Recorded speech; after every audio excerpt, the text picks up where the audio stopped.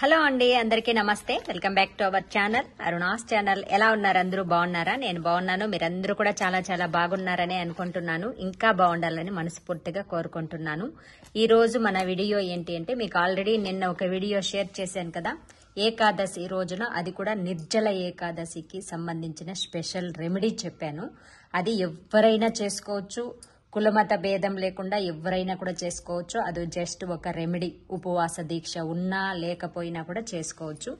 అలా కాకుండా ఈ రోజు మనం నిర్జల ఏకాదశికి పూజా విధానం ఏంటి అండ్ మెయిన్ ముహూర్తం, మీరు రెమెడీ చేసుకుంటున్నారా, వ్రత దీక్ష పాటిస్తున్నారా అనేది మీ సౌకర్యం, మీరు ఆనవాయితీ పాటించే రకంగా చేసుకోవచ్చు.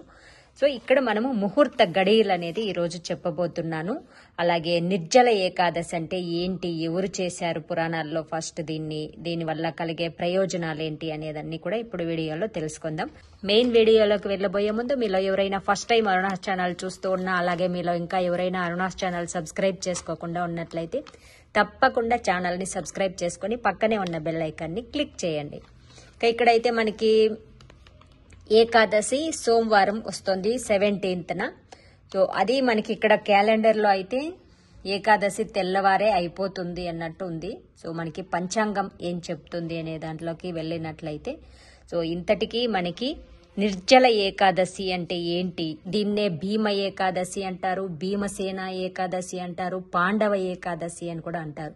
పురాణాల్లో పాండవులు ఈ వ్రతాన్ని ఆచరించినట్లు మనకు పురాణాలు చెబుతున్నాయి. వ్యాస మహర్షిని సలహా అడిగితే, సో నేను 24 ఏకాదశులు కూడా ఉపవాస దీక్ష చెయ్యాలి, కానీ అంత ఉపవాసం నేను ఉండలేను, ఏదైనా సలహా ఇవ్వండి అంటే నిర్జల ఏకాదశి. నిర్జల ఏకాదశి అంటే కేవలం జలం కూడా పుచ్చుకోకుండా కఠినంగా ఉపవాస దీక్ష ఉండే అత్యంత శక్తివంతమైన ఏకాదశి.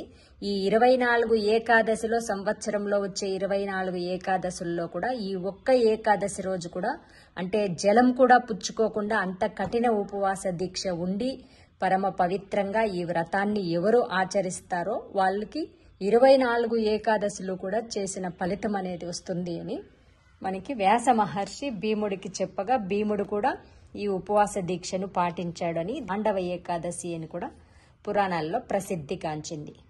ఏకాదశి గడియలు ఎప్పుడు స్టార్ట్ అవుతుంది అనే విషయానికి వచ్చినట్లయితే, జూన్ 17న 4:43 AM అంటే బ్రాహ్మీయ ముహూర్తంలో మొదలవుతుంది.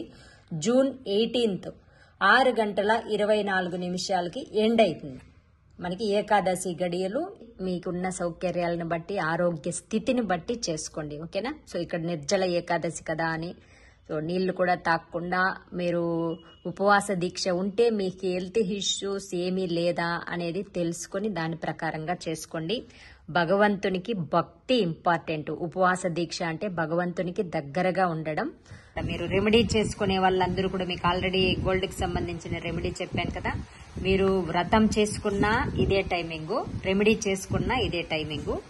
ఏమిటి అంటే 6:43 నుంచి 8:30 లోపల సోమవారం రోజున చేసుకోవచ్చు. ఇక్కడ మనకి సోమవారం అంటేనే 7:30కి రాహుకాలం అనేది స్టార్ట్ అవుతుంది కదా, ఆ 7:30 లోపలే మీరు స్టార్ట్ చేసేయండి. అంటే మనకి చేసుకోవచ్చు ఈజీగా, ఎందుకంటే మనకి 6:43 హాఫ్ అన్ అవర్ లో కూడా మనం చేసుకోవచ్చు. కాబట్టి 7:30 లోపలే చేసుకోండి. 8:30 వరకు కూడా అమృత కాలం ఉంది, అయినా కూడా మనకి 7:30కి రాహుకాలం స్టార్ట్ అయిపోతుంది. కాబట్టి మనం స్టార్టింగ్ అనేది, పూజ స్టార్టింగ్ రాహుకాలం కంటే ముందు స్టార్ట్ చేయండి 7:30 లోపల. ఫినిషింగ్ మనకి ఎంత టైంకైనా కూడా కావచ్చు, దాంట్లో ఏం పర్లేదు, ఓకేనా. సో మీరు ఇంకా ముందుగా చేసుకోగలము అనుకున్నట్లయితే బ్రాహ్మీయ ముహూర్తంలో కూడా చేసుకోవచ్చు. 4:09 నుంచి 4:57 లోపల అద్భుతమైన బ్రాహ్మీయ ముహూర్తం. ఈ ముహూర్తంలో కూడా చేసుకోవచ్చు.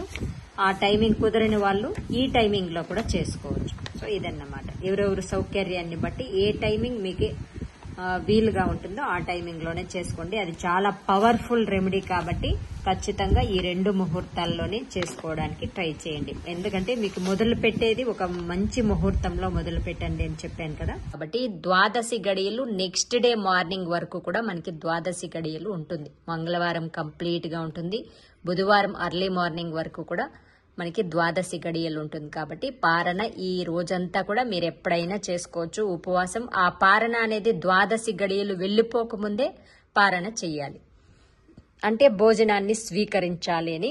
ఉపవాస దీక్ష ఉండి పవిత్రంగా చేసుకునే వాళ్ళందరూ కూడా తప్పనిసరిగా స్వయం పాకదానానికి ఏమేమి ఇస్తామో అవన్నీ కూడా ముందుగానే సిద్ధం చేసుకుని పూజా మందిరంలో ఉంచి దాన్ని మీకు దగ్గరలో ఉన్న పంతులు గారులకి, వేద పండితులకి ఎవరికైనా దానంగా ఇచ్చి స్వయం పాకదానాన్ని ఇచ్చి తర్వాత మీరు భోజనాన్ని స్వీకరించినట్లయితే అత్యంత శ్రేయోదాయకం.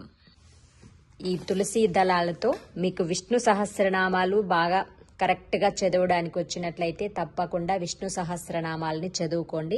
చదువులేమో అనుకునే వాళ్ళందరూ కూడా ఓం నమో భగవతే వాసుదేవాయ నమః, ఓం నమో భగవతే వాసుదేవాయ నమః అనే మంత్రోచ్చారణ చేస్తూ కూడా స్వామి వారికి తులసితో అర్చన చేయండి. ఇదండి ఈ రోజుటి వీడియో. మీ అందరికీ క్లియర్ గా అర్థమైందని అనుకుంటున్నాను. ఏమైనా డౌట్స్ ఉంటే కామెంట్స్ లో అడగండి. నచ్చినట్లయితే తప్పకుండా లైక్స్ పెట్టండి. మీరు పెట్టే లైక్స్ వల్ల మనకి వీడియో అనేది ఇంకొంతమందికి పుష్ అప్ అవుతుంది. ఫస్ట్ టైం ఛానల్ చూస్తున్నట్లయితే తప్పకుండా ఛానల్ ని సబ్స్క్రైబ్ చేసుకోండి. మరొక మంచి వీడియోతో మళ్ళీ కలుద్దాం. నమస్తే. Thanks for watching friends. మీలో ఎవరికైనా ఎలాంటి కెమికల్స్ లేని ఆర్గానిక్ బ్యూటీ ప్రొడక్ట్స్ కావాలనుకునే వాళ్ళు పక్కనే ఉన్న నెంబర్ కి మెసేజ్ పెట్టండి.